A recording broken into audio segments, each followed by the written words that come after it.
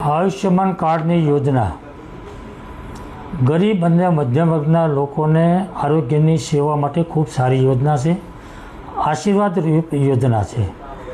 પરંતુ સરકારની જે યોજના છે, સરકારની જે ઈચ્છા છે, મનસા સારી છે કે લોકોને આરોગ્યની સેવા મફતમાં મળે, સારવાર એને તાત્કાલિક ફ્રીમાં મળે, એ સરકારના પ્રયાસો છે. પરંતુ વહીવટીતંત્ર, આરોગ્ય વિભાગ દ્વારા ક્યાંક ને ક્યાંક બેદરકારીને કારણે આ યોજનાનો લાભ લાભાર્થીઓને મળતો નથી.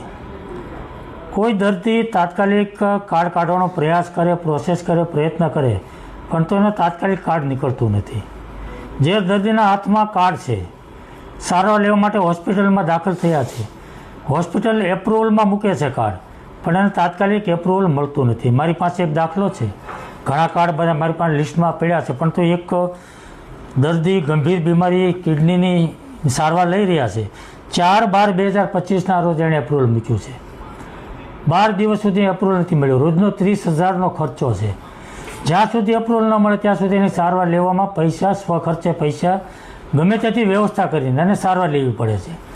તો સરકારની જે મનસા સારી છે કે ગરીબ અને મધ્યમ વર્ગના દર્દીઓને સારવાર સરકારની યોજનામાં મળે, પરંતુ વહીવટીતંત્ર, અધિકારીઓની બેદરકારીને કારણે એમાં કંઈક ને કંઈક સમય લાગે છે, વાર લાગે છે અને લોકોને લાભ મળી શકતો નથી. અને એટલા માટે મેં આરોગ્ય મંત્રીને પત્ર લખ્યો છે કે જે કોઈ કાર્ડ દર્દી કાઢવા માટેનો પ્રયત્ન કરે, પ્રોસેસ કરે અને કાર્યવાહી કરે, તેને તાત્કાલિક કાર્ડ નીકળવું જોઈએ. અને જેના હાથમાં કાર્ડ છે, સારવાર લઈ રહ્યા છે અને એપ્રુવલમાં હોસ્પિટલ મૂકે તો તાત્કાલિક એપ્રુવલ મળવું જોઈએ. જેની સરકારની જે યોજના છે, સરકારની જે મનસા છે કે દરેક લોકોને સારવાર મળે, એ તાત્કાલિક એને મળી શકે. મને આનંદ છે કે મારા પત્રની અસર થઈ છે.